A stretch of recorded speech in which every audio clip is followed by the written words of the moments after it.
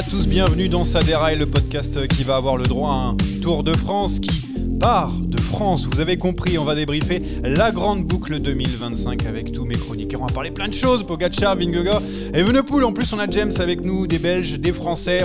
On va se régaler aujourd'hui et donc chroniqueur du jour. Je vais faire dans l'ordre des arrivées. Alors, sur le papier, top départ, Jérémy Sakian. Non, depuis 12h30, il est là, présent. Bravo Jérémy d'être là. Bravo. Salut à tous. Alors, pour vous dire, ceux qui n'étaient pas là, parce qu'on a discuté un petit peu avant de commencer l'émission, ils ont trouvé un bouton pour faire du bruit sur Discord. Et là, ça peut partir dans tous les sens à tout moment. J'en suis désolé.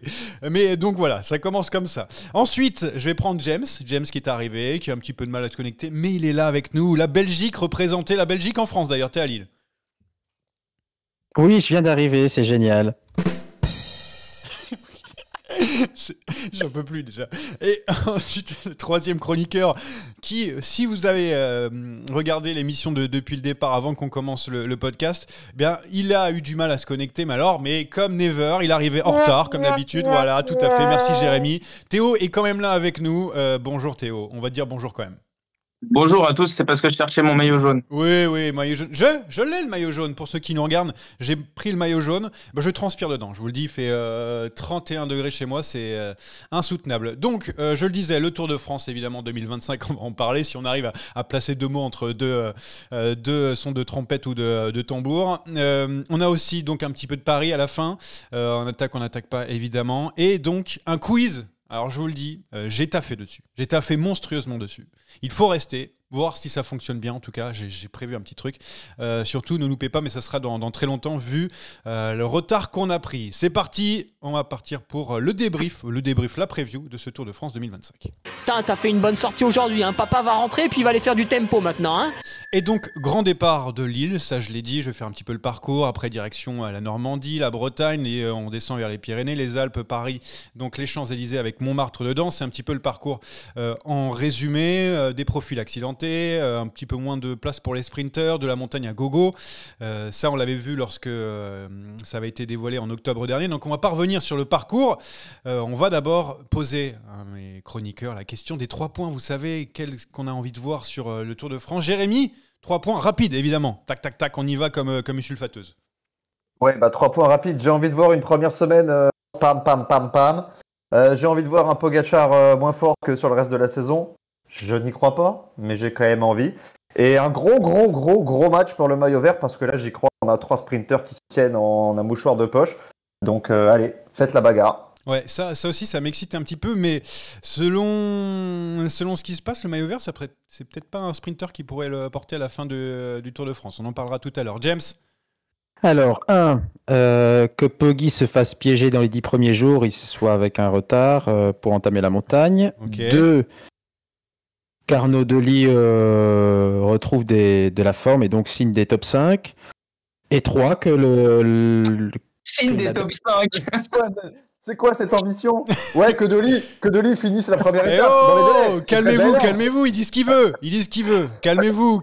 Il veut les top 5, on a dit les 3 points, c'est pour les chroniqueurs. Johan, Delis, première étape, Delis, 8ème.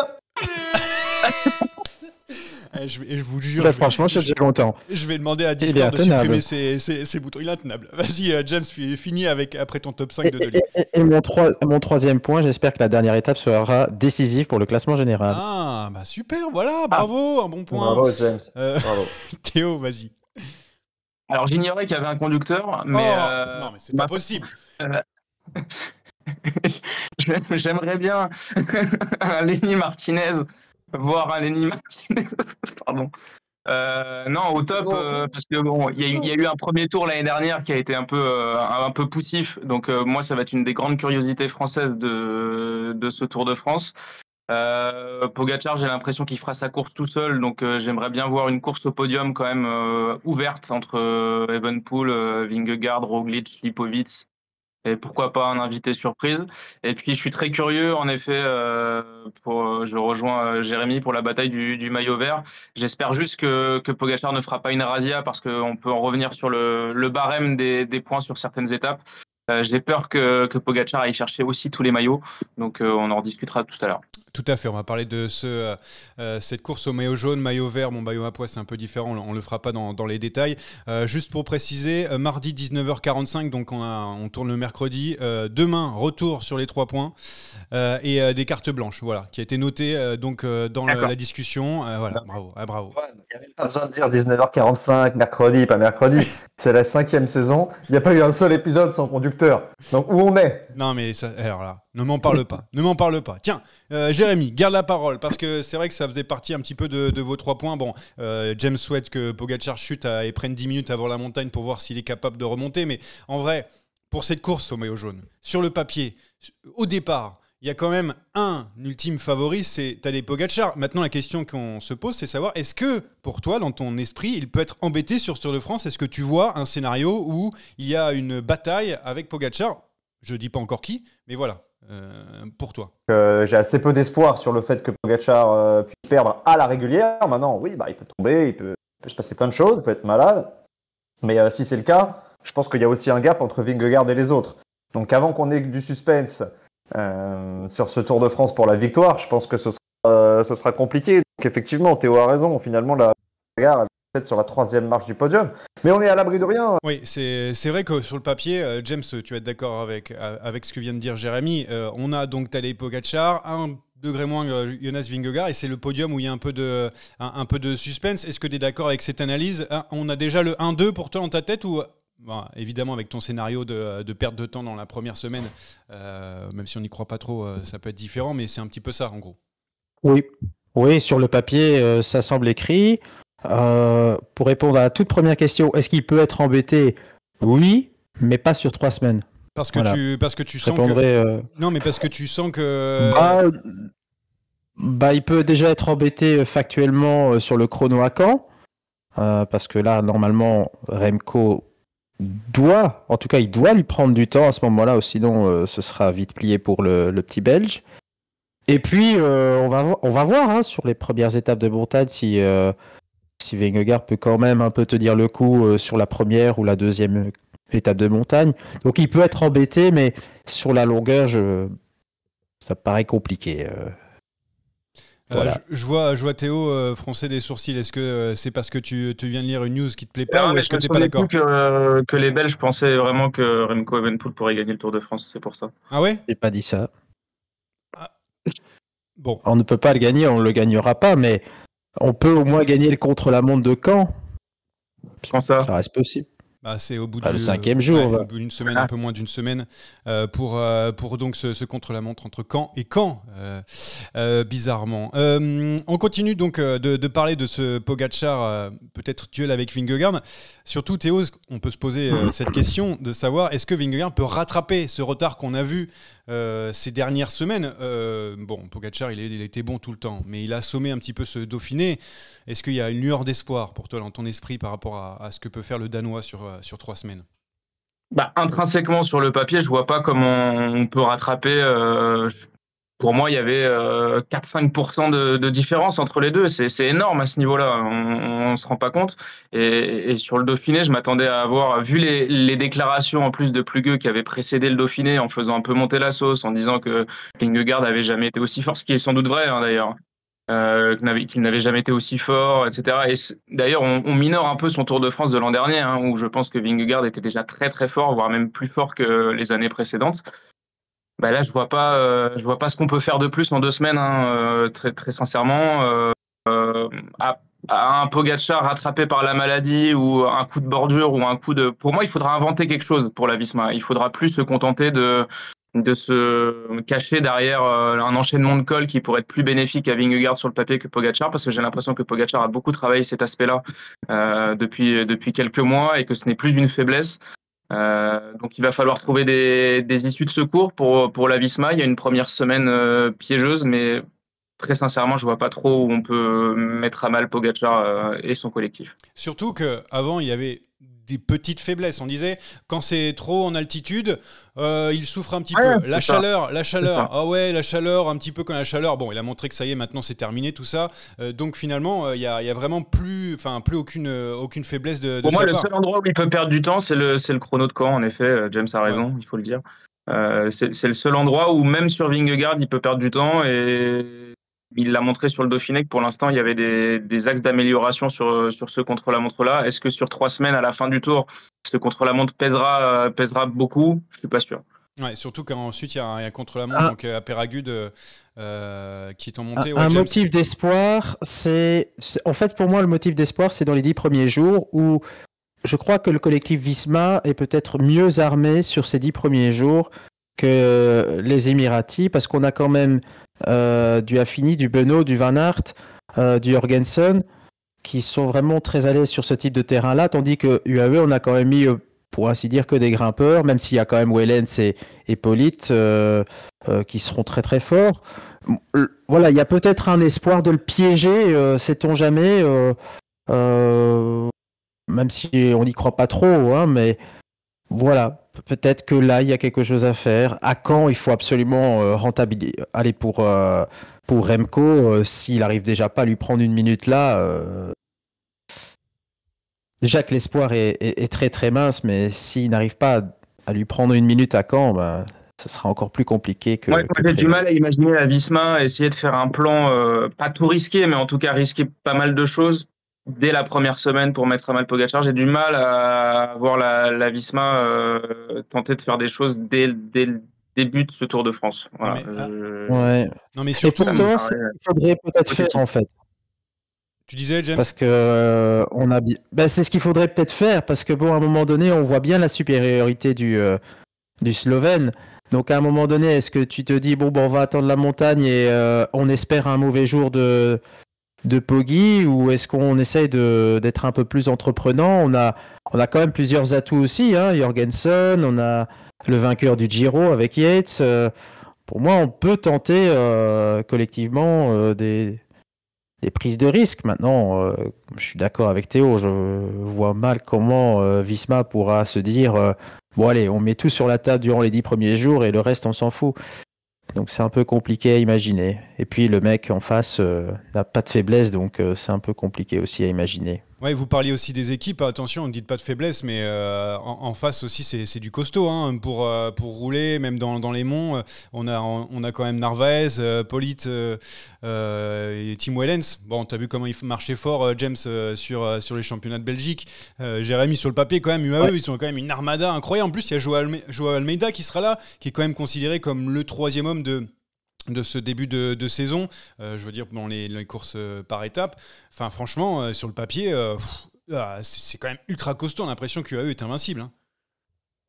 Pogacar est invincible. J'ai mis quand même quelques doutes parce que sur le Dauphiné, tout le monde n'a pas été impérial sur toutes les étapes.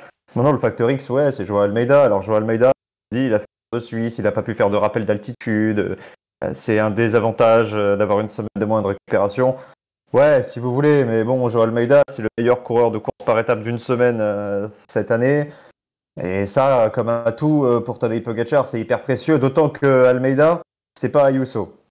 Almeida, si on lui demande de rouler, il va pas penser à lui. Donc ouais, c'est une énorme équipe autour de Pogacar. On laisse quand même du enfin, Florian Vermeer, je crois, c'est quand même très solide, qui aurait pu être utile sur cette première semaine. Je crois que vous l'avez dit, les garçons autour de lui connaissent leur rôle. Quand tu parles de Wellens, de Narvaez, de Polite, normalement ça doit suffire pour passer la première semaine à l'abri. Je vois pas trop comment on va contrer Pogacar sur ces étapes-là. J'aimerais qu'on le tente.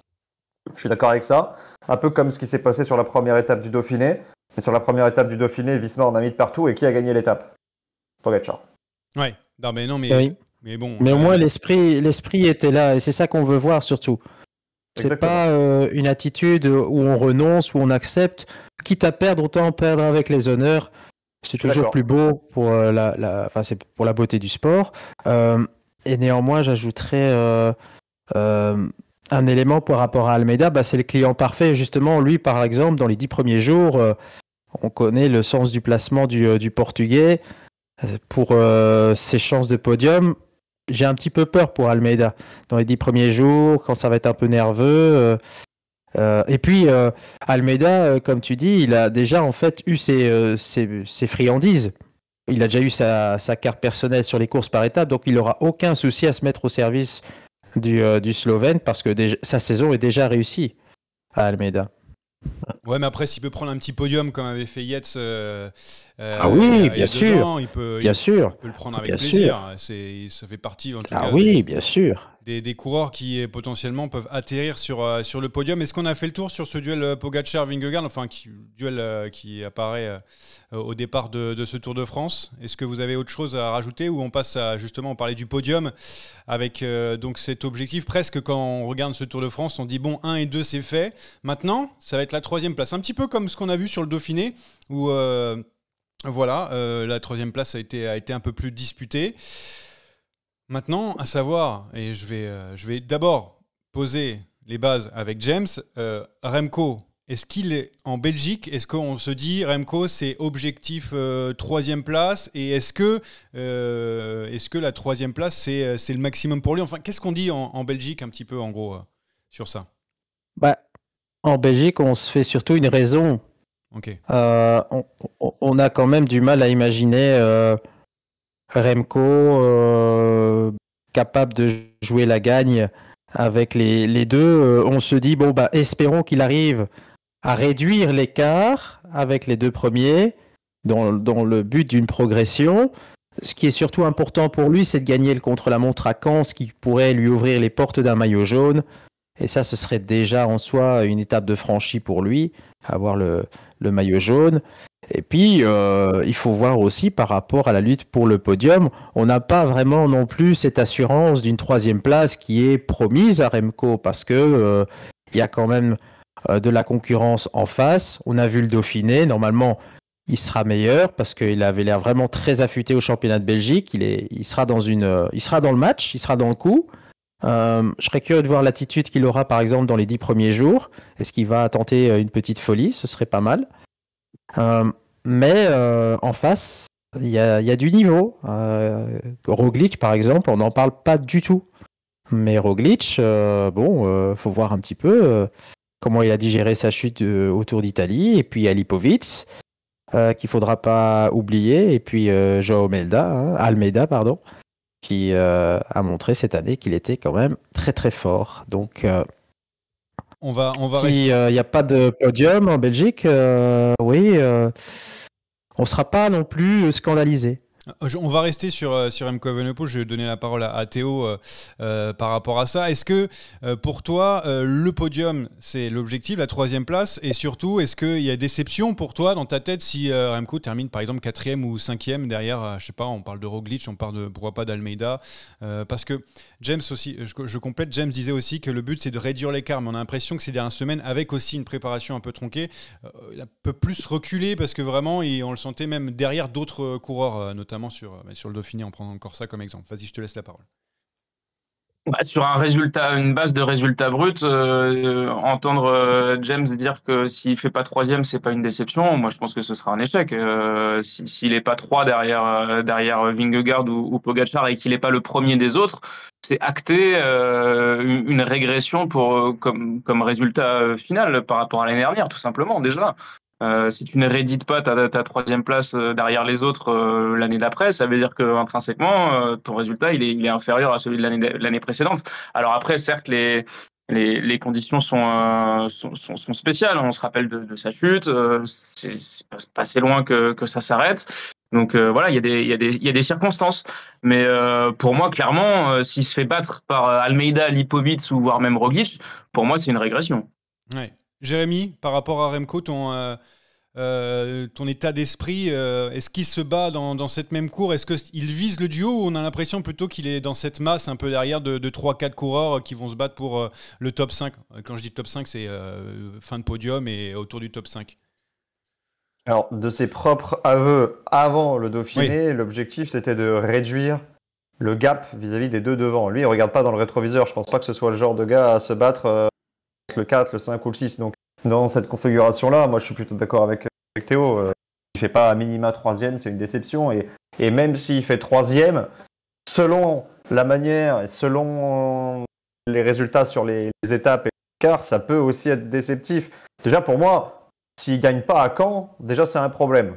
Donc, champion du monde de la spécialité, il écrase tous les chronos auxquels il participe. Si déjà, au bout de 5 jours, il est battu, ça augurera quand même pas forcément d'une suite triomphante. Donc, ouais, il faut qu'il gagne à Caen et il faut pourquoi pas, qu'il endosse le maillot jaune, qu'il court comme un leader qui a envie de gagner. Mais bon, après, il va être rattrapé évidemment par ses lacunes en haute montagne et ça va pas se résorber en 5 minutes. Il a souffert d'allergie, ce sera plus le cas au mois de juillet. Mais non, moi, Remco, pour moi, il est pas sur la boîte, c'est un problème. Mais je suis persuadé qu'il sera sur la boîte.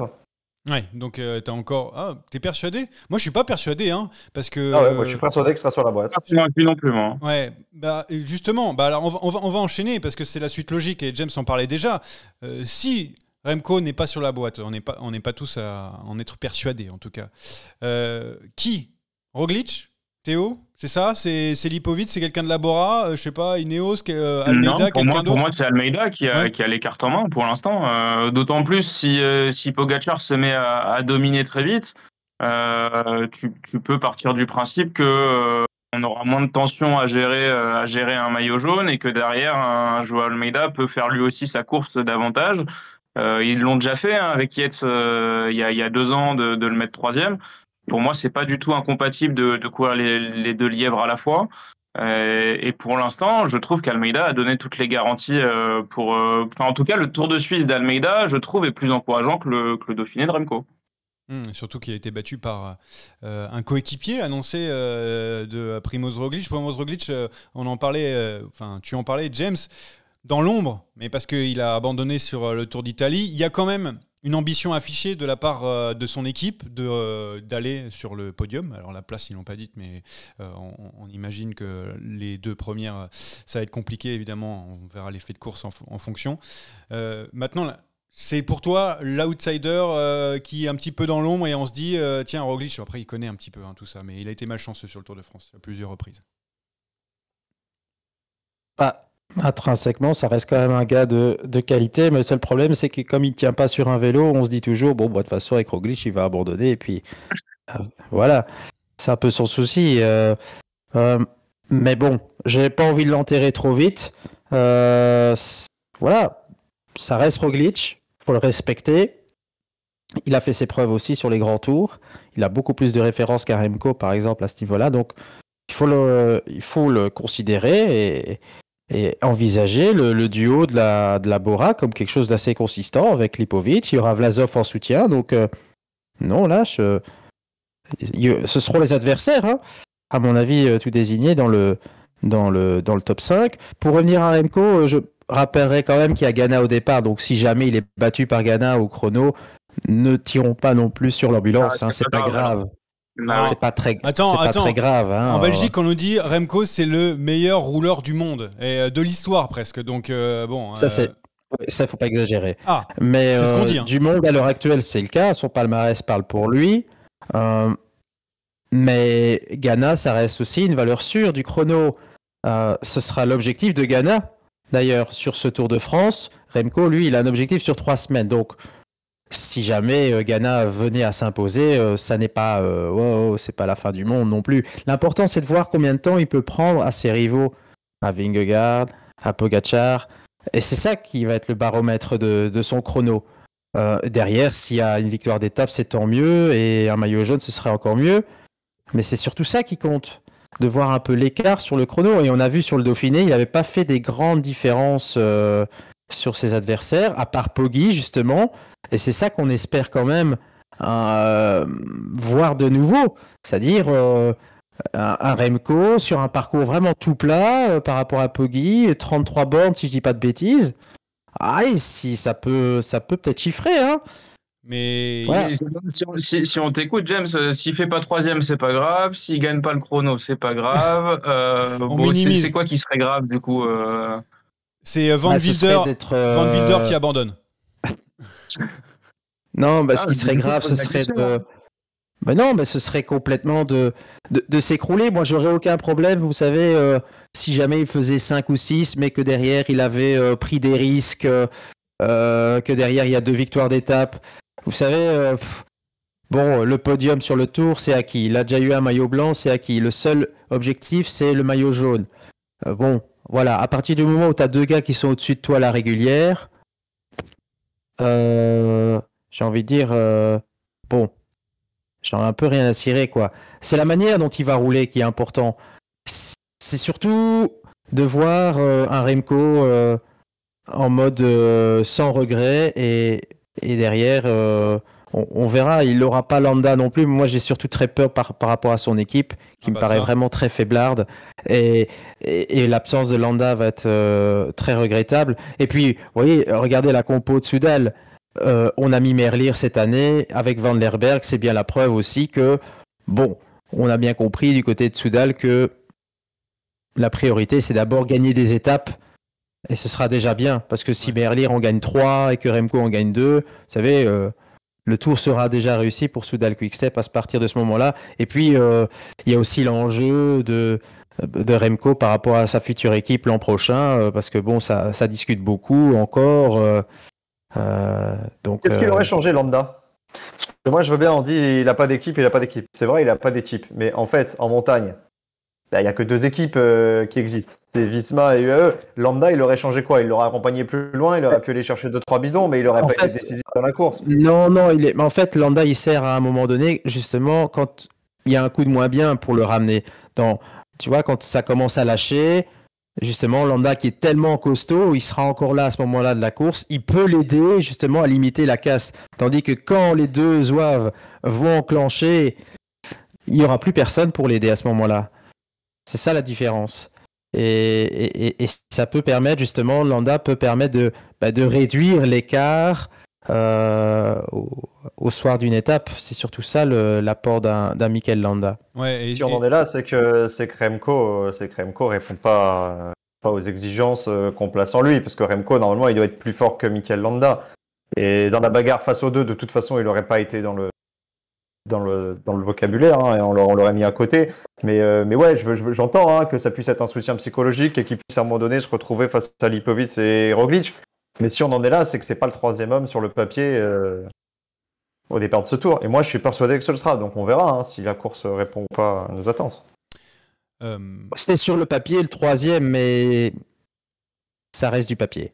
Ouais, mais ça reste du papier. Il y a moins de certitude que par rapport aux 2 premiers, en fait. Voilà. Oui, ça c'est sûr. Évidemment.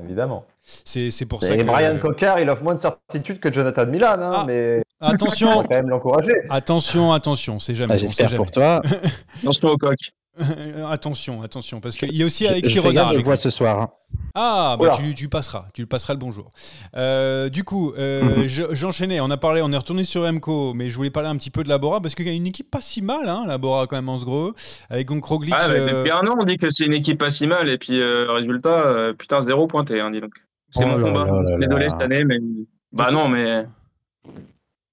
Pourquoi? Vas-y. Non, mais tu as raison. Non, mais tu as raison par rapport aux moyens qu'ils ont à disposition. On l'a vu sur les classiques, c'était à la limite scandaleux. Personne n'en parle, mais c'est un flop complet quand tu vois les moyens du mercato précédent et quand tu vois leur première partie de saison, les 6 premiers mois, c'est cataclysmique. Après, ils sont pas aidés. Roglic tombe, Hindley tombe. Les classiques, ils n'ont pas du tout existé. Le premier test du classement général, 0 pointé, même si Pellizzari s'est un peu pointé pour sauver tout ça. Mine de rien, il joue gros quand même. Absolument. Je suis d'accord et je suis pas d'accord. Je suis d'accord évidemment que par rapport aux moyens, la campagne de classique a été un désastre, etc. Le Giro, c'est dur de les juger parce que les leaders sont. C'est dur de les juger. Oui, mais tu juges les résultats. Bah oui, tu juges les résultats, mais bon, si tu tombes, tu tombes. Je veux dire, c'est vrai que c'est pas physiquement que ça a pêché. Et puis là, depuis quelques temps, Lipovic, il marche quand même très fort. Jordi Meus, il a intégré la sélection parce qu'il a quand même gagné pas mal de courses. Et c'est pas non plus la cata. Moi, franchement, au départ du tour, je suis pas sûr qu'ils aient tant de pression que ça. Au contraire, ils vont être un petit peu dans l'ombre des 2 mastodontes et il va falloir aller chercher des trucs. La pression, elle vient surtout du sponsor, Red Bull. Oui, ils ont changé le maillot d'ailleurs pour faire un peu bleu-blanc. La pression, elle vient du sponsor. Non, là, il y a comme une obligation de faire des résultats, que ce soit avec Meus, avec Lipovic et Roglic. Il faut exister, il faut peser sur cette course. C'est important, c'est capital pour eux. n'ont pas le droit de se Belle planter. saison, hein, tu vois, non, il n'y a pas que des. Bon, évidemment, il y a des ratés, mais il n'y a pas que des ratés. Bon, Jérémy, sinon, qu'est-ce que tu penses? Roglic, podium envisageable? Ils vont faire un duo de tête avec Lipovic. Lipovic a battu Remco. Bon, c'est sur une semaine, encore une fois, il faut faire attention. Mais bon, je sais pas, ça peut être le moment d'aller chercher un petit podium, non? Personne n'y croit. J'ai Tu sais, l'impression. tous les ans, Johan, t'as un mec du Dauphiné qui marche hyper bien et qu'on attend pour le Tour. Pour moi, c'est Lipovic et qui marche pas après sur le Tour. Pour moi, c'est lui. Hein. Ah, c'est ton grand favori pour du flop de juillet. Ouais. Jérémy, qu'est-ce que t'en penses? Non. Sur Lipovic, je me prononce pas, j'attends de voir. Sincèrement, il offre pour l'instant très peu de garanties sur 3 semaines, mais c'est justement l'occasion de prouver. Et lui vient d'abord dans l'état d'esprit d'aider Roglic. Roglic, ça reste quand même quelqu'un, on sait de qui on parle, hein, il a gagné 5 grands tours, donc même s'il n'a pas toujours été très heureux, qu'il ait beaucoup tombé et qu'il est possible qu'il retombe, ça reste le numéro 1 sur le papier. Maintenant, ça peut être évolutif, évidemment, selon les formes des uns et des autres. Mais Lipovic, moi, j'ai envie quand même de le cataloguer comme un potentiel client au top 3, au top 5. De toute façon, il n'y en a pas un milliard des clients pour le podium. On a déjà ratissé. Moi, je ne crois pas trop en Jorgensen. Henrik Mas, ça me semble compliqué. Donc voilà, la liste, elle est assez restreinte. On n'est pas à l'abri d'une surprise. Mais après, on fera un premier bilan après les Pyrénées. Hein. Comme ça, t'es sûr de pas te tromper. C'est pratique. Mais c'est pas que je veux pas me tromper, c'est que je veux kiffer. C'est qu'on a tellement été frustrés ces dernières semaines, ces dernières années. Si pour une fois, on pouvait éviter d'avoir 3 mecs à l'hosto après une étape, comme sur le Giro, et d'avoir une course flinguée, ce serait pas mal. Après, sur cette question du podium, vu la première semaine, pour moi, il y en a un ou deux déjà qui sera plus dans l'équation. Hein. Ouais, je ne me prononcerai pas sur lesquels, mais c'est sûr. pour moi, il y en a au moins un des deux, un ou deux grands leaders qui en deuxième semaine, sont plus là. Ouais, surtout qu'il y a le chrono, les profils accidentés, on peut perdre vite du temps, une petite cassure, enfin, le chrono, une chute. Le chrono, personne ne sera en jeu sur le tour après le chrono. Au pire, tu prends 2,30 et tu perds avec un petit handicap. Mais par contre, toute la tension qui va s'accumuler sur ces 10 premiers jours avant le premier repos, avec énormément de coureurs de classiques qui vont arriver dans l'équation, parce que tu as des gars qui vont quand même peser. Tu vois, Van Der Poel, ça va être un acteur majeur normalement de ces 10 premiers jours. Il va venir s'immiscer, il va se placer, etc. Le peloton, ça va être un peloton tendu comme sur les classiques. Sauf que tu as des mecs qui vont pas vouloir prendre les risques et qui vont peut-être se faire piéger. Donc moi, je suis d'accord avec Théo.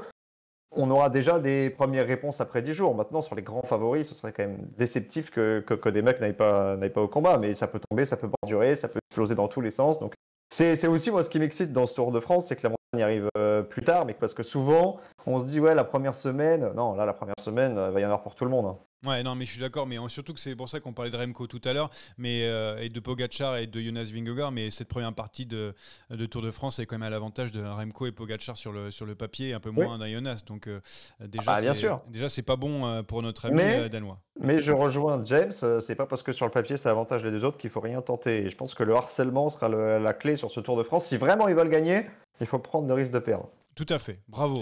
C'est beau. C'est un peu comme ça que tu fais dans la vie, non? Tu harcèles les gens, non? Pas du tout. Alors, commence pas avec ces fausses rumeurs. Hein. Jérémy, non. Alors, non, ça m'étonnerait. Bah, non. Ça y est, il a trouvé vite la touche. Tiens, juste pour terminer sur ce classement général, parce qu'il faut qu'on passe après la course au maillot vert, etc.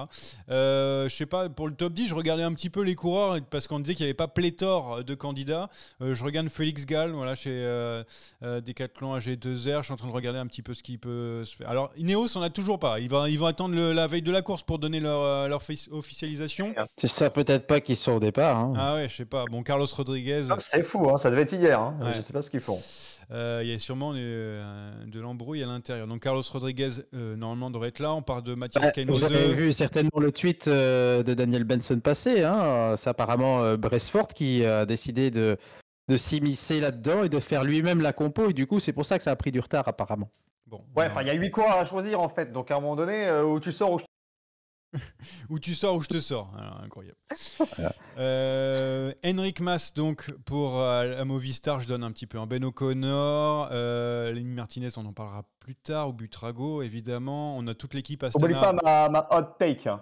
Ah, mais non, mais je te le garde pour plus tard. On a toute l'équipe Astana. Potentiellement top 10, top 5 au podium, évidemment, et sur toutes les étapes, il faut le mettre. Lennart Van Eetvelt, je suis obligé de le dire. Voilà, un petit peu. Tu ne seras pas obligé. Non, bah, je sais pas. Et pourquoi pas aussi Johannessen. Voilà. Je pense qu'on a fait le tour, voilà, pour les potentiels. Non, on n'aime pas Yon Essen. C'est bon, je voulais le mettre, il a fait top 5 du Dauphiné.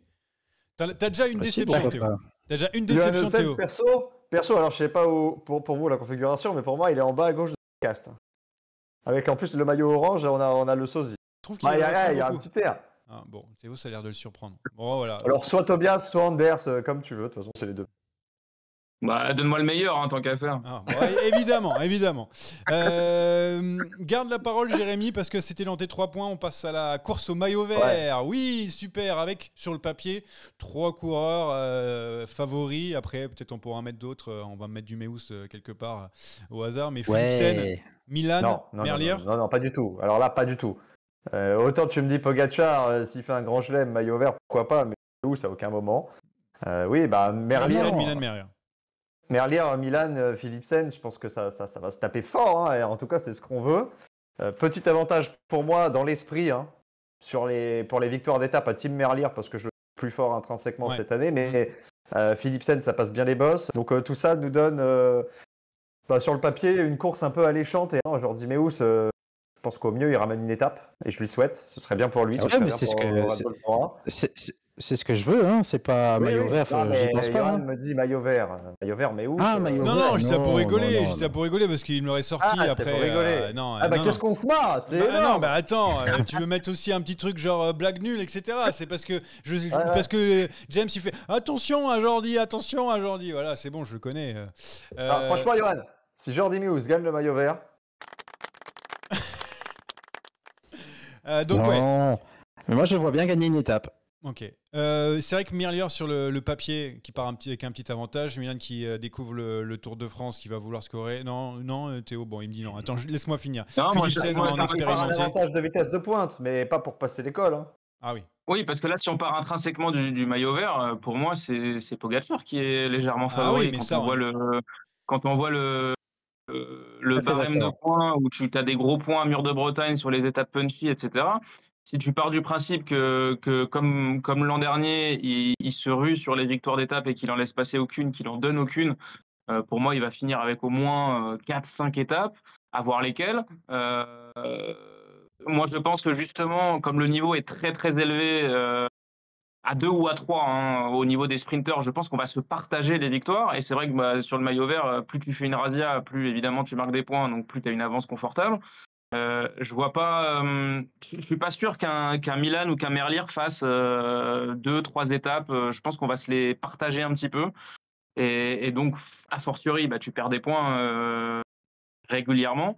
Et celui qui en marquera tout au long des 3 semaines, pour moi, c'est Pogacar. Donc pour moi, mon favori du maillot vert, si je devais mettre un favori, c'est Pogacar. Sur le papier, d'ailleurs, sur le tracé du Tour de France, il y a 6 étapes pour sprinter. 6 étapes ciblées pour sprinter. 6,5 avec celle des Champs-Élysées. Mais vous savez, avec Montmartre, ça va être compliqué. En tout cas, on ne sait pas quelle sera la physionomie, parce que si James, comme il espérait, il y a la bataille pour le général, c'est sûr qu'on oublie. Mais si jamais il décide de refaire comme une étape en mode on est tranquille, on reste tranquille, ça peut être le cas, j'en sais rien, ils peuvent s'entendre.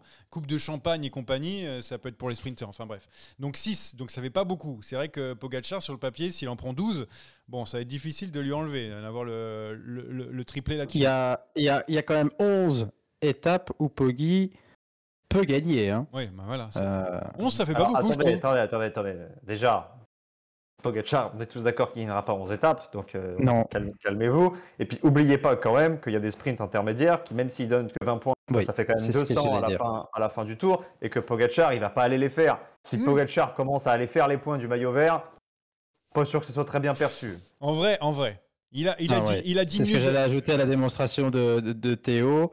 Je suis tout à fait d'accord avec ce qu'il a dit. À force d'avoir un niveau homogène, c'est le meilleur moyen pour se disperser.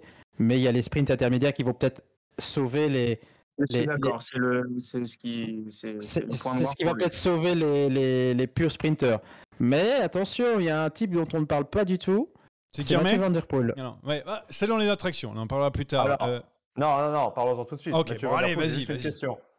Mathieu Van Der Poel, tu l'imagines vraiment comme un candidat au maillot vert, en sachant qu'il y a Philipsen, mais que le Tour de France, lui... il s'en fout du Tour de France. Il veut se faire kiffer. Moi, franchement, je te le dis, je suis même pas sûr qu'il sera à l'arrivée.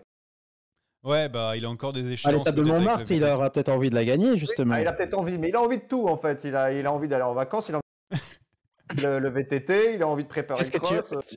On dirait que tu ne l'aimes pas. Non, mais moi j'ai aucun problème avec Mathieu Van Der Poel, mais Mathieu Van Der Poel et le Tour de France, pour moi, c'est pas une histoire compatible sur Bien sur la sûr. durée des 3 semaines. Mais il va s'il faire le lead se out, fixe, s'il se fixe cet objectif-là, il pourrait y arriver. Il a le il parcours pour lui. Ah, mais s'il n'y a pas Et- Philipsen dans son équipe et qu'il se focus sur les 3 semaines à 100%, c'est un candidat. Mais il y a Ouais, il deux pourra options. pas. Enfin, il y a 2 conditions qui me semblent pas remplies. Donc, Il pourra pas faire Et genre, des petits top 10 il sur a les montré sprints. qu'il grimpait très bien aussi. Donc, il est en forme. Moi, Après, il y a quand même un élément à prendre en compte J'ai cette envie de- année j'ai envie de chez Alpecin, c'est qu'il y a Caden Groves qui est censé lancer les sprints cette année pour Philipsen. Donc, est-ce que ça veut dire que la présence de Caden Groves libère un peu de cette tâche à Van Der Poel où il pourrait se mêler plus ou moins pour prendre une 8e place, voilà, pour aller faire des points? C'est pas un truc qui paraît. Non, mais c'est pas un truc qui paraît. Une question qu'on ira poser en conférence de presse. voilà. C'est une excellente question, Théo. Ah, mais alors, c'est une très merci. bonne question de savoir quel sera son rôle, parce que Caden Groves, est-ce que c'est un meilleur pour son pilote que Van Der Poel? À voir. Ah, vu ce qu'il a démontré par le passé, je sais Et pas. comment t'expliques la présence de Groves dans cette équipe? J'explique la présence de Groves. Eh ben, peut-être parce que Van Der Poel n'a pas prévu d'aller au bout. Et donc, Eh ben, les rôles vont changer. S'il se barre au bout de 7 ou 8 jours, il faut bien un mec pour le sprint après. C'est peut-être dealé. Hein. Je D'accord. sais pas s'il refait signe. Bon. Ou alors, Van Et Der ça Poel, se il trouve, passe c'est Groves qui fait les avant-dernier sprints. Hein. lanceur. Alors, on parle de Van Der Poel. Vous êtes en train de discuter, vous n'êtes pas d'accord sur le sujet. Et Van Aert alors? C'est un porteur de bidon lui aussi? Parce qu'on parle de la course au maillot vert, un mec qui a déjà gagné. Je dis pas que cette année il va le faire. Je dis juste que, pareil, ça fait partie comme des Van Der Poel qui peuvent avoir leur carte. pour moi, il a trop perdu. blanche. Il a trop perdu en vitesse de pointe. Comme il pouvait l'avoir. oui. Il a eu cette vitesse capable d'aller gagner des sprints massifs sur un tour, mais pour moi, il a trop perdu de ce côté-là et il sera important dans le collectif Visma, hein, mais pas sur ce maillot vert. Non. Alors, par contre, Van Aert, on va pas. James, s'il te plaît, on va pas le mettre juste porteur de bidon à rouler dans la plaine à 100 km de l'arrivée. J'espère qu'on va pas l'utiliser pour ça. Personne n'a dit ça. Personne n'a dit ça. Ouais, non, mais je préfère m'assurer parce qu'on sait jamais. Hein. Bah non, on va lui donner de la liberté sur 3-4 étapes pour les punchers, en espérant que il en mette une au fond. Ça va pas être facile vu la concurrence, mais j'espère qu'on va pas le brider. Mais non, mais je sais pas si vous non. avez vu la communication de la Visma en plus. Ces dernières années, quand annonçait l'équipe du Tour, c'était focus sur Vingegaard, le classement général. Là, même dans la communication de l'équipe, il y a certaines individualités pourront jouer leur carte de temps en temps. On parle de lui. Hein. Voilà. Donc, pour moi, là, cette présence, elle s'explique là. Et si d'aventure Vingegaard est encore dans le coup en 3e semaine, évidemment qu'il sera pur équipier. Mais je pense qu'on va le voir pendant 10 jours au moins à Wout. Bah oui, c'est tout ce qu'on espère. Hein. Ce serait tellement cool pour lui qu'il arrive à en gagner une autre devant Van Der Poel. Ce serait beau ça. Ça, par Qu'il contre, arrive à on y croit moins. Très bon. battre Van Der Poel dans un duel à 2 là. Enfin oui, forcément un duel c'est à 2, mais dans un match à 2, ce serait top. Sur une arrivée un peu punchy là, il le déborde et bam. Et retour de Pogacar, ils font 2 et 3. Ah oui, c'est désolé qu'il a tapé au sprint il n'y a pas très longtemps hier. Pogacar a tapé Van Der Poel. Oui, donc, bon, même Vingegaard a tapé Van Der Poel. Donc, oui, même Paul S. Non, c'est Van Aert, pardon. Qu'est-ce que je voulais dire? Dely, donc les top 5, est-ce qu'on a besoin de dire autre chose sur Arnaud Dely tant que tu es là? Parce qu'on va passer au français. Donc prends la parole, puis après tu peux aller faire une sieste en attendant. Dely, déjà, on peut quand même se poser la question de savoir si sa sélection est tout à fait méritée ou pas, parce que la saison est quand même très compliquée. Il n'a pas donné de signe rassurant en Suisse. Il a fait de la caisse, du fond. Bon, on verra bien. Si tu mets pas Dely sur le tour, c'est comme si tu dors mais t'es pas la Philippe, quoi. Si tu veux, c'est quand même un aveu de. Oui, mais bon, à un moment donné, tu dois aussi penser à gagner. Moi, tu sais, Dely, ça reste un coureur wallon. Il y a le Tour de Wallonie qui est dans la foulée du Tour de France. Ben non, mais si tu gagnes. Attends. Laisse-moi terminer. Non, je te laisse pas terminer parce que tu dis une connerie. Tu laisse-moi terminer. Tu dis j'ai une tout à connerie. l'heure. Red Bull, ils mettent la pression parce que c'est le Tour, etc. À quel moment l'auto, ils vont accepter que Deli n'aille pas sur le Tour? Non, mais surtout qu'au départ, il a commencé par dire bon, un petit top 5 pour Deli, pourquoi pas, et maintenant il dit bah non, vaut mieux qu'il fasse le Tour de Wallonie. T'as pas beaucoup d'ambition pour ton Deli. Ah non, mais. Bah, je suis très prudent. Il cache son jeu. Il a perdas et il nous fait croire qu'il a Valet 7. Ouais, et encore, j'irai avec Valet 7, s'il y a moyen de suiter. Ce que je veux dire, c'est que la saison de Deli, elle est quand même catastrophique jusqu'à présent. Je pense que là, à ce niveau-là, on sera tous d'accord. Que rien n'indique sur le prochain Tour de France que ça se passe bien. Et vu le niveau en face, ça me paraît compliqué. Dans des sprints purs massifs, bon, ce sera impossible. Dans les arrivées punchy, j'y crois pas non plus. T'as raison, t'as totalement raison là-dessus, mais on parle pas de sport, on parle d'impact, de sponsoring, d'image. Oui, mais t'es obligé d'amener ta star sur le Tour. Oui, mais d'un autre côté, il faut pas sous-estimer non plus l'impact d'une nouvelle, entre guillemets, branlée sur le Tour de France pour le garçon. Il a besoin de retrouver un peu confiance en lui. Il est quand même dans un état, c'est quand même assez triste. Maintenant, moi, si je pouvais décider, je le mets 10 jours et après on le retire. Parce que dans les 10 derniers jours, c'est bon, terminé. On n'en parle plus d'Arnaud Dely. Peut-être que c'est prévu. C'est quoi ces équipes qui considèrent le Tour comme un truc, un menu, entrée, plat, dessert? Il y a le Tour de Wallonie à préparer. Exactement. Théo, je veux le filet de bœuf à la place du tartare. Non, mais le Tour, il est dessiné il est en 2 volets, le Tour. Il y a d'abord les 10 premiers jours pour les punchers, les sprinters, et puis il faut dire que les 10 derniers jours, c'est quand même de la montagne pour... T'as l'étape de Carcassonne, super, ouais, je vais rester pour Carcassonne, wouh, génial, super. Bon, faut à un moment donné être sérieux. Faut aussi penser sur toute une saison, il n'y a pas que le Tour dans la vie. Moi, je le mettrai 10 jours au Tour, et puis après, je la laisse sur le Tour de Wallonie, et puis il y a une 3 étapes au Tour de Wallonie, il est relancé. Ok, et ça m'arrange parce que je vais normalement commenter le Tour de Wallonie, donc autant vive le Tour de Wallonie. Ok, bah on en parlera à ce moment-là. C'est bon, allez, on a assez soupé des Belges, c'est bon, on a eu ton Remco, on a eu Dely, on a eu Van Aert. Merci James d'avoir participé à cette émission. Non, mais tu vas pouvoir critiquer nos amis les Français évidemment, puisqu'on va passer par ça pour conclure notre preview sur les Français. Alors vous voulez commencer par quoi? Tiens, on va commencer par Lenny Martinez qui est un petit peu tout seul parce que c'est peut-être le seul qui va vouloir viser quelque chose au classement général. Si, bien sûr, il décide de faire ça. Erreur. Attends. Parce qu'il vise le meilleur point. Il a le droit à la parole, lui, sur les Français. Ouais, et c'est juste pour dire ça va bien. Tiens Théo, allez, vas-y, prends la parole. Lenny Martinez, c'est quoi pour toi un tour réussi pour Lenny Martinez? Qu'est-ce qu'il doit viser? Parce que c'est aussi l'interrogation, parce que sur 3 semaines, on n'a pas encore vu à son meilleur niveau de bout en bout, j'ai envie de dire. Bah justement, ça faisait partie de mes 3 points initiaux, donc c'est très bien qu'on en parle. Un Tour de France réussi pour Lenny Martinez, si tu t'en tiens à sa saison, c'est une victoire d'étape, il en est tout à fait capable. Voire même un maillot à poids, potentiellement. Ça peut être l'occasion pour lui de rentrer définitivement dans le paysage du Tour de France d'un point de vue médiatique, d'un point de vue public et d'un point de vue sportif aussi.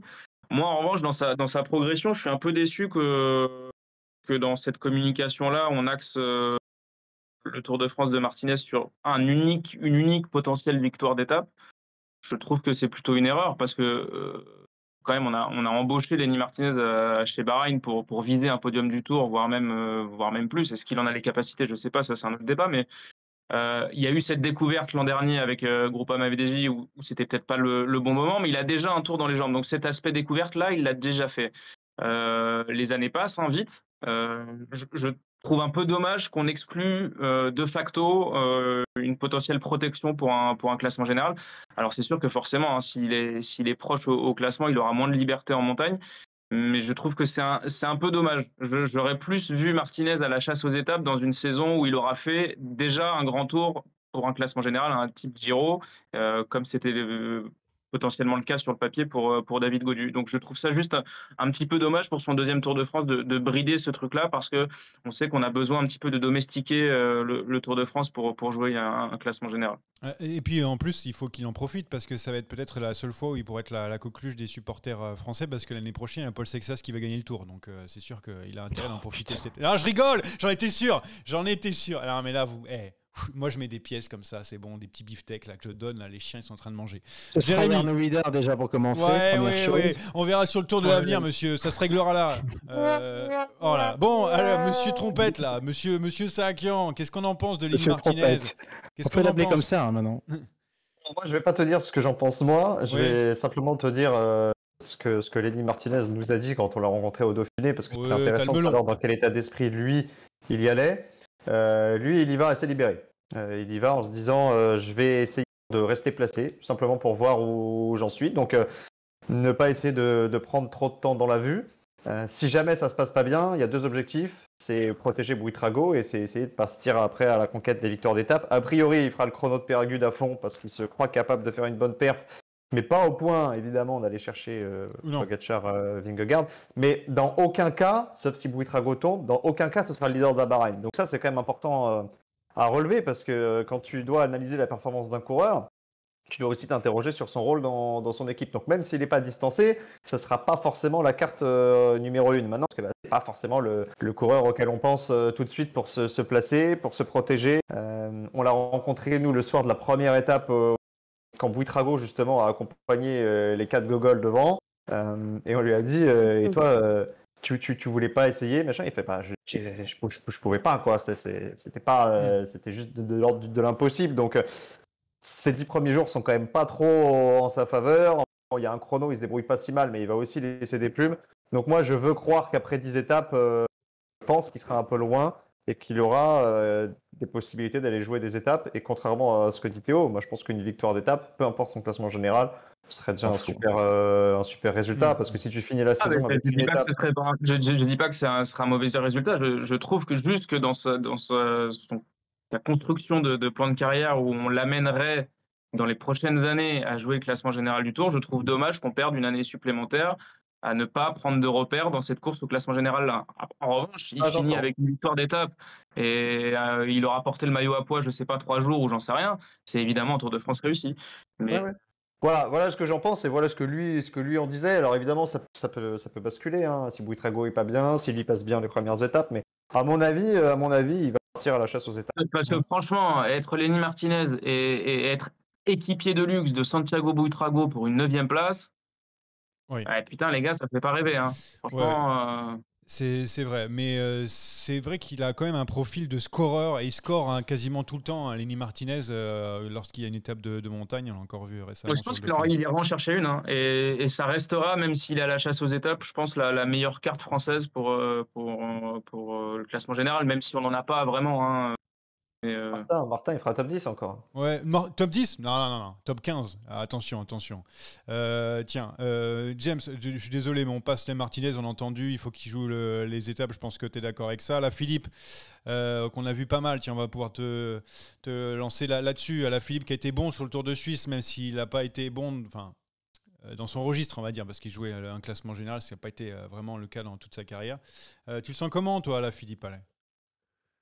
Bah, je le sens pas trop mal. Okay. Je le sens pas mal. Maintenant, bon, le problème, c'est la concurrence, quoi. Est-ce que ça va suffire pour aller en claquer une sur les 10 premiers jours Je crois pas. Mais sur les arrivées comme Mur de Bretagne ou Vire Normandie, je sais pas quoi, là. Oui, il sera là pour faire top 5. Il y a moyen qu'il ramasse plusieurs top 5. Voilà, exactement, comme Arnaud Delis. Voilà. Merci. Okay. J'ai plus de certitude sur des résultats de Julien que d'Arnaud Delis, par exemple. Voilà. Réponse de nos amis les Français, Jérémy ou Théo, sur Alaphilippe et son Tour de France, le premier, hein, sous les couleurs de Tudor, évidemment. Je vais laisser Théo. Je passe. Tu passes. Théo. Non, je vois une équipe Tudor qui va vouloir être actrice. Julien qui voudra être acteur, évidemment. Certes, le Tour de Suisse est encourageant, mais je trouve quand même que le niveau était un poil inférieur que sur le Dauphiné. Donc, c'est dur d'en conclure vraiment des grandes choses. Il va tenter, mais je pense que malheureusement, en termes de niveau, il en manquera un poil. Je pense qu'il tombera sur toujours un peu plus fort que lui. Ok, très bien. Moi, t'es un peu d'accord avec James là-dessus. Alors que depuis que tu as dit Vire-Normandie, là, on est parti sur un débat sur les crèmes dans le chat. Hein. Je vous laisserai aller voir si jamais vous l'écoutez. Mais franchement, et évidemment, dans l'eau, il y a toujours un mec à Cola 60 qui est en train de dire n'importe quoi. C'est souvent le cas. Du coup, on va passer à la Groupama FDJ aussi, parce qu'il y a eu quand même le forfait tonitruant de David Gaudu qui est à la rue en ce moment. Voilà, clairement, entre guillemets, hein, puisque c'est ce qu'il a dit. Compliqué, donc il fera pas le Tour de France. Je sais pas, saison hyper difficile pour David Gaudu. Voilà, en plus il vient de re-signer avec la Groupama FDJ. On voit pas trop le bout du tunnel, en espérant qu'il refasse une Vuelta comme il a pu le faire l'année dernière. Voilà, c'est un petit peu ça. Quelqu'un veut parler du forfait de David Gaudu ou on passe aussi pour rester sur les présents. Sur les présents, donc Guillaume Martin Guyonnet et Romain Grégoire. Pour la Groupama FDJ, c'est simple. Moi, je pense que c'est un petit peu résumé. C'est Martin top 12. Et une victoire d'étape avec Grégoire ou un autre, en gros. C'est ça. Tiens, Jérémy, tu que tu as passé tout à l'heure. Vas-y, en gros. Oui, bah, je pense que ce sera ça. Guillaume Martin, de toute façon, lui, est toujours dans le même registre. C'est la régularité, la régularité, la régularité. Et je pense qu'il vise que ça et qu'il se complaît dans ce rôle-là. C'est tout à fait respectable. C'est pour ça que je pense que ce sera encore le mieux placé. C'est pas forcément le Français le plus talentueux sur le papier sur 3 semaines, mais il est toujours au rendez-vous. Lui, c'est pas un adepte du Grand 8. Il faudra toujours une échappée pour se replacer s'il perd un petit peu de temps. Maintenant, j'attends quand même un peu de Romain Grégoire. Alors, pas monts et merveilles, parce que là, la concurrence sur le Tour, il y a tous les meilleurs. Mais tu vois, un petit peu dans l'état d'esprit de ce qu'il a fait à Milan-San Remo. Et moi, j'aime ce tempérament offensif. J'aime cette envie de se frotter aux meilleurs. Il a aussi à cœur de se rattraper, entre guillemets, de ce championnat de France. Parce qu'il fait 2, c'est très bien, mais 2, c'est le premier des perdants sur un championnat. Il avait bien les boules. Et je pense qu'il y a des étapes qui peuvent lui correspondre. Donc tu vois, même à la pédale, pour moi, il y a des top 5 qui seraient peut-être plus parlants que des victoires dans des échappées. Alors évidemment, je lui souhaite de gagner une. Mais tu vois, si à Mur de Bretagne, tu veux finir avec Pogacar, Van Der Poel, etc. dans les 5 premiers, pour moi, ça sera plus impactant qu'une victoire, je sais pas, à Toulouse, dans un groupe de 15 où, tu vois, il partirait. Voilà. Mais évidemment, l'objectif, ça doit être une victoire d'étape. Mais moi, je l'attends vraiment, voilà, en costaud pour aller cogner, quoi. De toute façon, c'est un petit peu Si tu parles du fameux papier, Romain Grégoire, au début du Tour de France, tu le mets dans les candidats crédibles à une victoire d'étape pendant 3 semaines. Hein. Alors après, il y aura des circonstances, mais finalement, la Groupama, ils font avec les moyens du bord. Hein. Pour moi, on est sur un changement d'air, hein, très clairement. Tu te passes de Stefan Kung aussi également au départ du Tour, même si ça n'a jamais été sa course de prédilection.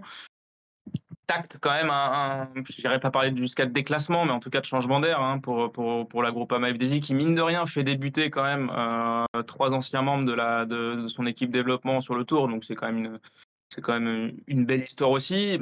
Ils ont une équipe qui est cohérente avec leurs moyens du moment. Et Aski, Grégoire, pour moi, c'est un peu les 2 mecs que je surveillerai dans ce collectif-là. Ouais. De toute façon, même pour Decathlon, AG2R, la mondiale et Cofidis, c'est un petit peu le même objectif. On a fait Xgal pour Decathlon, donc pour le top 10 et une victoire d'étape, donc un collectif pour ça. Cofidis, c'est pareil, on veut une victoire d'étape ou un top. Alors plutôt, je dirais top 15 pour Emmanuel Bourman, parce que c'est vrai que top 10, ça paraît compliqué, mais bon, on ne sait jamais sur 3 semaines s'il peut se passer. Voilà, on a un petit peu les mêmes profils. Il y a juste une petite question pour terminer sur Kevin Vauquelin. Et on en parle aussi dans le chat aussi sur Kevin Vauquelin. Qu'est-ce qu'il doit faire, Kevin Vauquelin? C'est quoi, sa victoire d'étape ou il doit se tester un petit peu sur un classement général? Ouais, Jérémy, je te vois, vas-y. Mais moi, j'ai vraiment l'interrogation de me dire, en vrai, est-ce qu'il ferait pas quand même 10 jours comme ça et puis après, il voit ce qui se passe, non? Alors, il y a ce qui est souhaitable pour lui sur le long terme et il y a ce qui est souhaitable pour son équipe. Aujourd'hui, on sait qu'Arkea BNB Hotel est à la recherche de sponsors et je pense qu'il n'y a rien de plus fort qu'une victoire d'étape comme l'année dernière à Bologne. Et dans ce cas de figure précis, si je suis l'équipe, j'essaye à tout prix de lui faire rééditer son exploit. Maintenant, dans son accomplissement personnel, et un petit peu dans la lignée de ce que disait Théo tout à l'heure sur Lenny Martinez, moi j'ai quand même envie de le voir, ça y est, se frotter au gars pour voir simplement ce qu'il a dans les jambes sur 3 semaines. Je suis pas trop d'accord avec Jérém, parce que je suis pas sûr que Kevin Vauquelin se voit en coureur de 3 semaines, très sincèrement. Ouais, mais pour le savoir, il faut le tenter. Pour le savoir, il faut essayer. Je vous renverrai quand même au communiqué de l'équipe qui a quand même mis sur le papier que c'était Christian Rodriguez, le gars pour la montagne, et que Kevin Vauquelin, on était plus là pour les étapes. Donc, votre souhait de voir Kevin Vauquelin se tester pour 3 semaines, bah, je pense que vous pouvez le ranger. Non, c'est pas mon souhait. Voilà. non. Ce que je pense être souhaitable pour lui sur le long terme, pour savoir un peu où il en est et ce qu'il est capable de faire. Maintenant, si je suis l'équipe Arcade Hotel, je te le redis, puisque visiblement tu n'as pas écouté la première partie de mon intervention, ça t'a pas bien capté à Lille. Je pense que l'équipe a impérativement besoin d'une victoire. Voilà. Ouais. Je le redis. Oui, et en plus, avec les étapes qui sont dans la région, justement, où est basée l'équipe, il n'y a pas de discussion possible. On est dans une optique de survie financière. C'est all-in sur les victoires d'étape. S'il gagne à Mur de Bretagne, c'est euro million, hein. C'est jackpot. C'est top. Hein. Et pourtant, malgré tout ça, on pointera quand même que malgré la victoire d'étape à Bologne, c'est quand même triste de voir une équipe qui est toujours en difficulté comme ça. C'est bien la preuve que le Tour de France, c'est bien beau, vous gagnez, mais ça fait pas tout, quoi.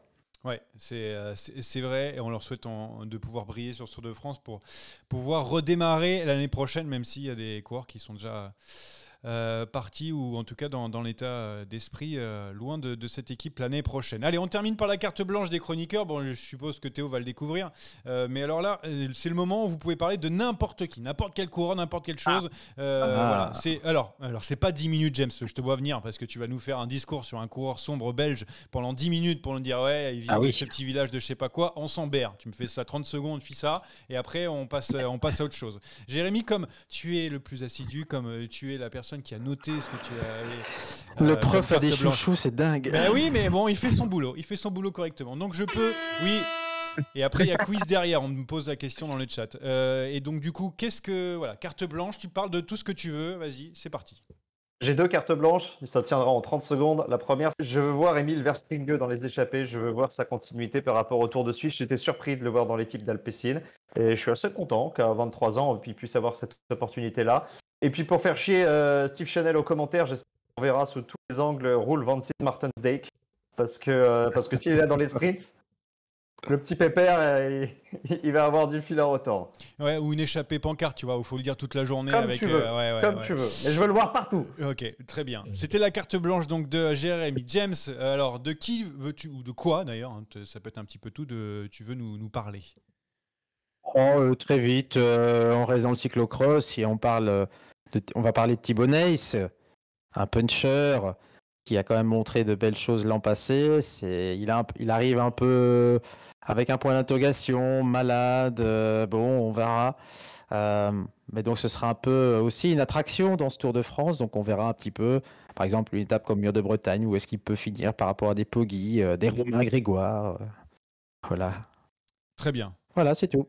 C'est bien, franchement, c'est court. Théo, alors de quoi veux-tu nous parler? Moi, je voulais vous parler de Tim Naberman, de la Picnic Post-NL. Alors, je vous vois faire les gros yeux. Pourquoi? Parce que je pense que ce sera le coureur dont on ne citera pas le nom durant ce mois de juillet. Ok, très bien. Ouais, c'est au contraire de... Attends, il faut que je retrouve le truc. Au contraire de Van Sint-Maartensdijk. Voilà, je suis presque bon. On va dire ça. Bon, messieurs, on a fait pas mal de temps. On squeeze, on n'attaque pas. Ça, c'est terminé. On met ça à la poubelle. On va juste faire les paris très rapidement. Vous allez faire en one-shot les paris. Et après, on va finir par le quiz. Ah, c'est même pas vrai. Bon, il y a un grand mec qui parie, c'est vrai.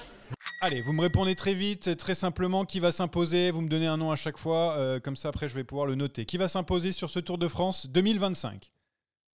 Dans l'ordre que j'ai habituel, Jérémy, James, Théo, voilà, c'est ce que j'ai fait depuis le début. Allez-y. Pogacar. J'ai répondu pour mes 2 acolytes. Ok, très bien. James. Surprise, Vingegaard. Ok, très bien. Théo. Vingegaard. Ok, je le note. Non mais regarde-les les deux là. Ouais. C'est juste pour contredire. Le maillot vert, Jérémy. Philipsen. James. Allez, pour le fun, Poggi. Ok, Théo. Alors moi, dans mon monde, Pogacar ne finit pas le Tour, donc je peux pas dire qu'il va gagner le maillot vert. Van der Poel. Ok. Tu penses qu'il va lui arriver quoi en fait à Pogacar ? Plein de trucs. C'est pas ce que j'espère, mais je pense qu'il finira pas le tour. Ok, très bien. Ah oui, ça c'est un bon pari. C'est un bon pari. Combien de victoires d'étape pour Français, pour nous les Français et pour les Belges, pour James? Jérémy, combien? Allez. 1. Ok. James? Ah, il y en a beaucoup. 1 pour la France et 2 pour la Belgique. 2 seulement avec tout ce que tu as? Bon, d'accord. Théo? Bah, je suis prudent. 2. Ouais, moi aussi j'aurais dit 2 comme ça. Et on termine avec les paris. Attends. Avec Merlier et Evenepoel, ils visent 2. Mais oui, je sais pas pourquoi. Il est prudent, il dit. Nous, on aurait pas le Texas, on dirait 14. Et lui, il vise 2 avec. Non, et puis Van Aert aussi. Enfin bref, personne. Et combien de top 5 de Deli on a Ah pas oui, demandé. ça, c'est attends, important. ça aurait pareil. Combien de top 5 de Deli, s'il te plaît? 3. 3 ou t'as pas toute ta main? Non, j'y crois pas, malheureusement. 3 Non. top 5 de S'il y en Deli. a un, je suis le déjà note. content. Et je le note. Je suis déjà hyper content. 3 top 5 de Deli. Je le note, j'ai oublié de le noter. J'aurais pas dû dire ça. Ah là là là. Alors, les paris en vrac, très vite. Lenny Martinez dans le top 10, oui ou non, Jérémy? Non. James? Absolument pas. Théo? Non. Très bien. Hot Tech dans le top Il 10. faut pas dire oui ou non. Il faut toujours qu'il se démarque. Ouais, Absolument mais pas. non, Dis juste non. moi le vainqueur, c'est Tom Pidcock. Alors, hot take donc top 10, c'est-à-dire le coureur qu'on attend pas spécialement dans le top 10, mais qui pourrait être dans le top 10. Jérémy. Oscar Only. Ah, c'est pas mal ça, Oscar Only, c'est pas mal. James. Bonne question. Oh, Buchmann. Qui? Buchmann. Ah oui, ok, d'accord. Ah, Bourman. Ah ouais. oui, Buchmann. il dit. Buchmann. Nous reprend plus sur les prononciations des Belges. Si tu saccagé les. Tu vas saccager les Allemands, et c'est clair. Théo. Voilà, il est en train de regarder la start list. Ah ouais, bah oui, mais bon. Il y avait un conducteur en fait. Il y avait un ouais. conducteur. Voilà. Il y avait un conducteur et une start list. Et Ineos, ils ont mis leur. Les grosses cotes, on n'a pas 50 000 Skelmose. Ok. Attends, mais ils ont mis Enos, ils ont mis quelque chose? Non. Tu m'as pas. Non, toujours pas. Ah, ok, d'accord. Très bien. Et on finit par Hot Tech victoire d'étape. Donc le coureur pour vous qui va gagner une étape sur ce Tour de France, Jérémy. Je sais pas, j'avais pas vu ça. Si, tu l'as mis. Tu l'as mis. Bah vas-y, dis pour moi. Pablo Castrillo ou Thibaut Nice. Donc comme tu veux. Ouais, bah Castrillo. Je suis pas la grosse cote. Ouais, Je laisse Castrillo. Thibaut Nice pour James. Castrillo. James, tu prends Thibaut au vol? Non, moi je vais mettre Mauro Schmidt. Ok. Oh, c'est pas mal ça aussi, Mauro Schmidt. C'est bien, Théo? J'aime bien. Théo?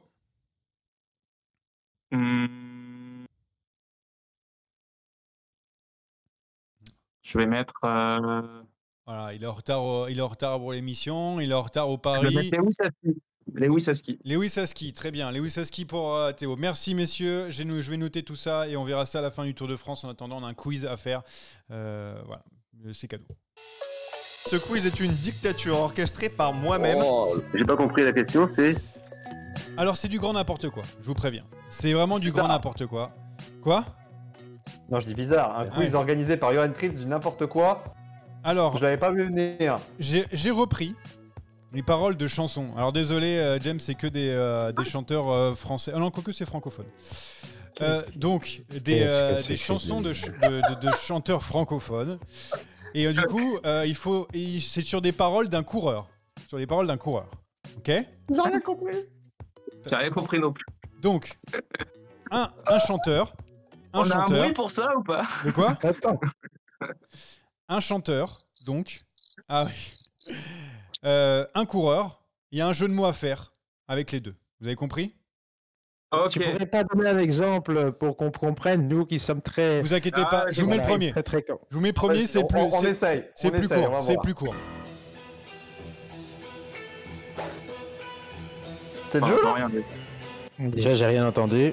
Attendez, ça arrive. Ça arrive. Est-ce que vous entendez? Est-ce que vous Pas du entendez tout. un petit son d'ambiance? Rien. Ça, c'est rough.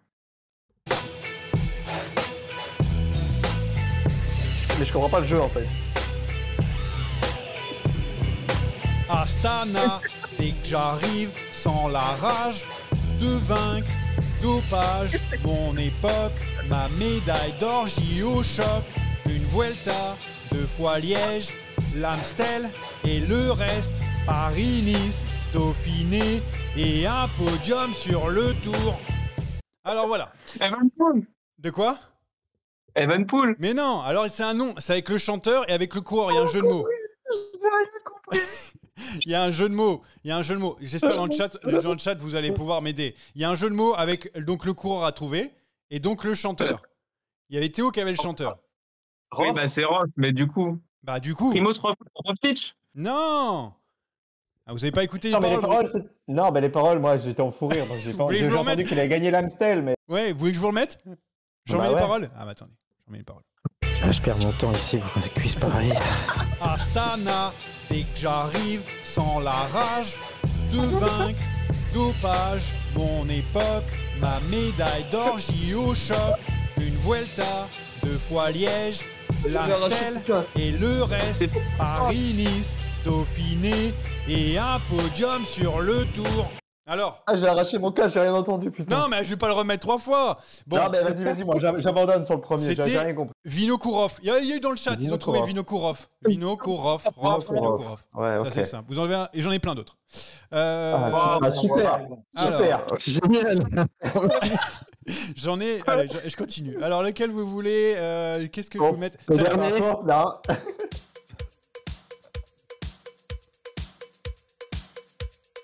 Ok. Je vais avancer parce que l'intro. Entre la ville de Liège et Maastricht. Faut que j'en mette au début. Vivre au-dessus de l'équateur du Brésil.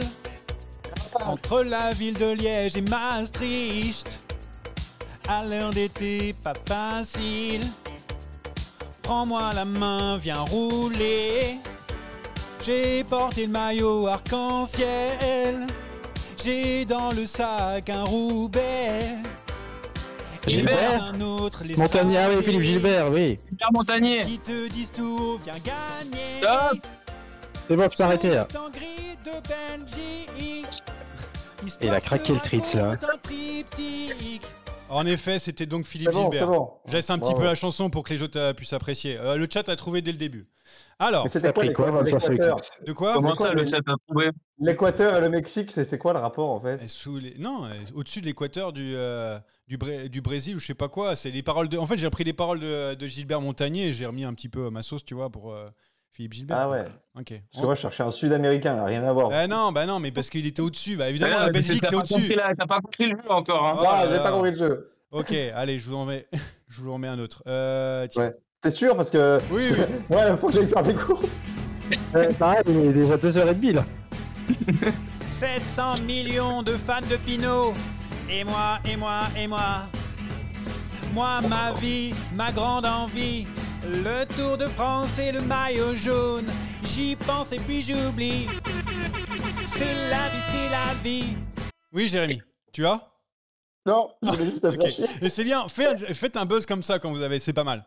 Dans le chat, on a déjà trouvé. 4e du Tour de France, c'est moi. Avec mon vélo, je tombe souvent.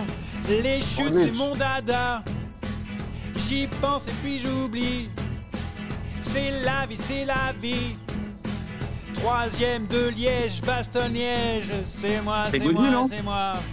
Il y a un jeu de mots à trouver. Sur les grands tours, c'est moi le meilleur de tous les Français pendant un temps. On y a pensé, on a oublié. C'est la vie. Bon, 2 victoires. Bon alors. Ouais. C'est Godu, bah oui. C'est qui? C'est bien David Godu, mais c'est quoi le jeu de mots? C'est qui le chanteur? C'est Dutronc. Bah voilà, et donc heureusement que dans le chat, il y en a qui trouvent. Donc c'est David Gaudutron. Merci beaucoup. Merci Ben Cassefreiter qui l'avait trouvé. David Gaudutron, c'est... De quoi? Franchement, je vais te dire ce que j'en pense, Johan. Ouais. T'es vraiment très bon à la présentation. Les podcasts sont parfaitement préparés. Mais ce quiz est une absurdité. C'est parce que t'as perdu. Bref, ce qu'on va faire, c'est que je ferai le reste la prochaine fois. Ouais. prochaine fois. Tu nous dis la prochaine fois quand t'es avec Anthony et avec Rémi, tu fais la suite. Ouais, je fais la suite la prochaine fois. Mais la suite de l'album. La suite de l'album les gars dans le chat, la suite au prochain épisode. Quand t'as des bonnes idées comme ça, t'hésites pas à les mettre en place quand on n'est pas là. Attends, écoute, toi tu fais des quiz. Tu fais des quiz, on comprend pas les règles. Tu l'avais mis dans le conduit ou pas celui-là? Parce que non. J'allais voir si c'était dans le conduit, parce qu'on me dit que je le lis pas souvent, mais franchement, ça me donne pas envie de le lire plus souvent. Hein. En tout cas, dans le chat, ils ont adoré. Il y a des gens qui disent j'ai bien fait de louper ma sieste pour ça, j'ai oublié d'aller chercher mes enfants avec ces conneries. Voilà, vraiment des trucs intéressants, quoi. Eux au moins ont du goût. Vous n'avez pas de goût, c'est pas grave. La suite au prochain épisode, la suite de l'album. L'album du cyclisme. Pour terminer, alors il y a juste entre deux applaudissements. Pour vous dire qu'on sera là donc tous les jours de repos pendant ce... C'est portable. On sera là donc tous les jours. Mais non mais c'est pas possible. Je vais couper ton son. Je coupe ton son. Jérémy, est-ce que c'est bon? Il y a des gens qui écoutent ça sur Spotify, Jérémy. Ouais, merci. Je t'ai mis en muet, donc ça sert à rien de parler. Donc je dis, on sera là sur tous les jours de repos du Tour de France pour discuter avec vous. On a pris le pli cette fois-ci, voilà, merci, de juste répondre à vos questions. Parce que pour faire ça, entre copains, j'ai décidé de pas faire de conduite ni rien. Cette fois-ci, pas de conduite, Théo. C'est juste on arrive et puis on répond aux questions des gens qui ont envie de venir pendant ces jours de repos. C'est le midi. Voilà. Et bien sûr, un petit quiz pour finir. J'ai l'impression que tout le monde apprécie. Voilà, c'est bon. Tu le feras le quiz. Hein, salut. Salut, hein. Merci à tous. Merci. C'est bon? Ouais, c'est bon.